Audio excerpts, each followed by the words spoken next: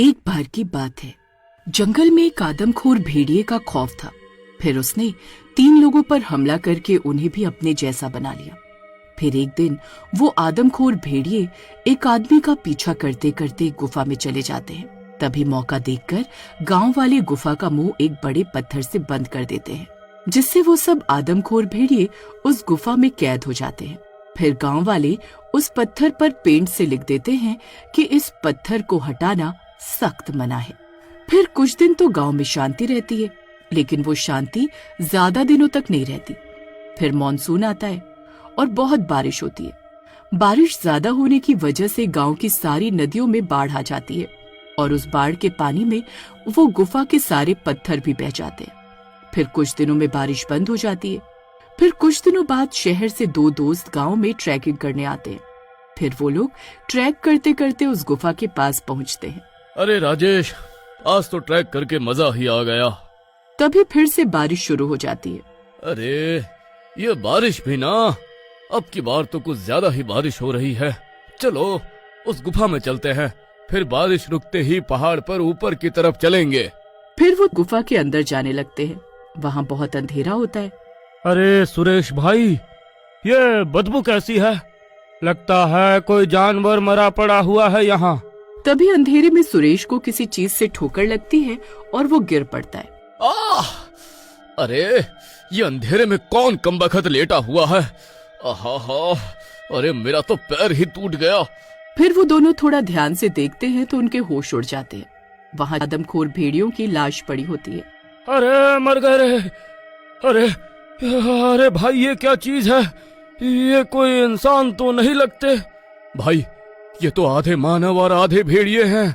राजेश भाई जल्दी निकलो यहाँ से, मुझे तो बहुत डर लग रहा है। अरे डरो नहीं, ये देखो, ये चारों तो मरे हुए हैं। इनसे डरने की जरूरत नहीं है। आज तक किसी ने ऐसा कुछ नहीं देखा है। हम इनकी लाशों को शहर ले जाकर म्यूजियम वालों को बेचकर पैसे कमा सकते हैं। पैसा ही पैसा होगा। फिर वो चारों की लाशों को गुफा से बाहर निकाल देते हैं और तभी रात हो जाती है। फिर वो दोनों वहीं टेंट लगाकर आराम करने लगते हैं। फिर आधी रात होते ही जैसे ही पूरा चांद बादलों से निकलता है तो उसकी रोशनी उन आदमखोर भेड़ियों पर पड़ती है। तभी उन भेड़ियों का शरीर जोर जोर से कांपने लगता है और वो गुर्राने लगते हैं।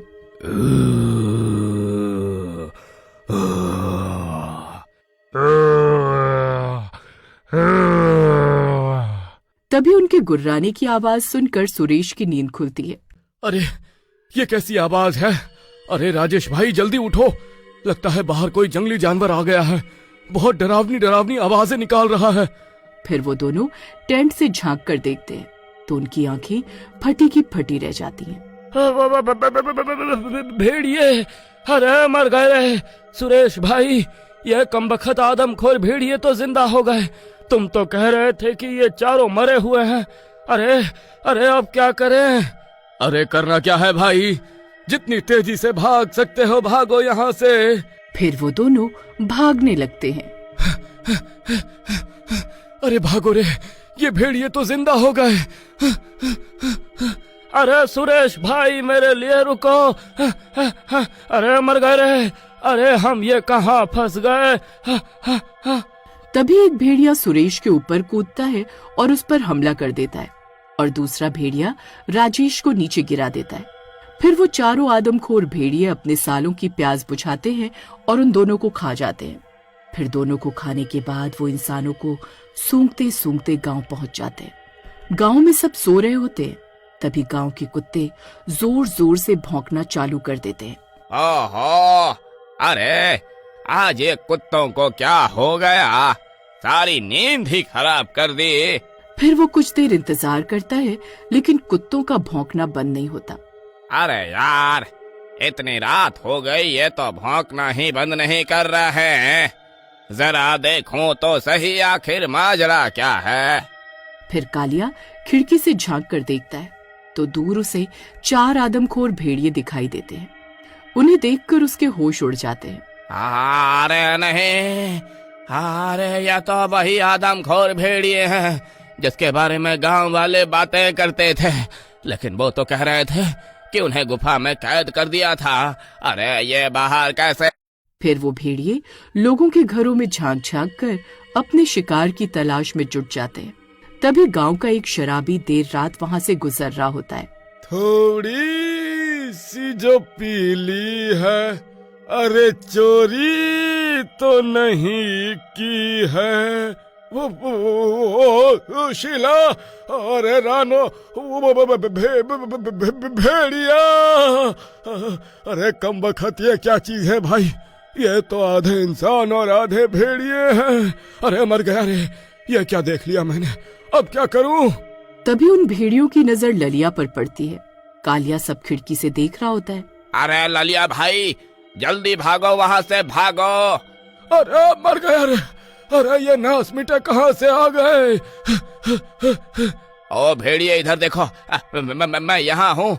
तभी उन भेड़ियों का ध्यान ललिया से हट जाता है और उसे भागने का मौका मिल जाता है। अरे भाग्यवान, अरे जल्दी दरवाजा खोलो, अरे खोलो दरवाजा। ललिया जोर जोर से दरवाजा पीटने लगता है, लेकिन उसकी पत्नी घोड़े बेचकर सो रही होती है। अरे कम बखत, अरे अपने पति को मरा हुआ देखना चाहती है क्या? अरे जल्दी दरवाजा खोल। अजी आ रही हूँ। इतनी जोर जोर से दरवाजा क्यों पीट रहे हो? इनका तो रोज रोज का यही तमाशा हो गया है। फिर पूनम दरवाजा खोलती है और ललिया जल्दी से अंदर घुसकर दरवाजा बंद कर लेता है। अरे नास मिट्टी, दरवाजा क्यों नहीं खोल रही थी? हाँ अजी एक बार मुझसे और बदतमीजी से बात की ना तो वापस घर से बाहर फेंक दूंगी। हाँ अरे अरे मैं तो मजाक कर रहा था, तुम तो बुरा मान गई। तभी वो भेड़िए ललिया का पीछा करते करते उसके घर के बाहर पहुंच जाते हैं। अजी ये कैसी आवाजें आ रही हैं जी? फिर पूनम खिड़की से देखती है तो उसके होश उड़ जाते हैं। अरे कमबख्त, ये अपने साथ आज किन्हें ले आया? अरे मर गए रे, ये तो कोई शैतान लग रहे हैं। फिर वो सब भेड़िए उनके घर का दरवाजा तोड़ने लगते हैं।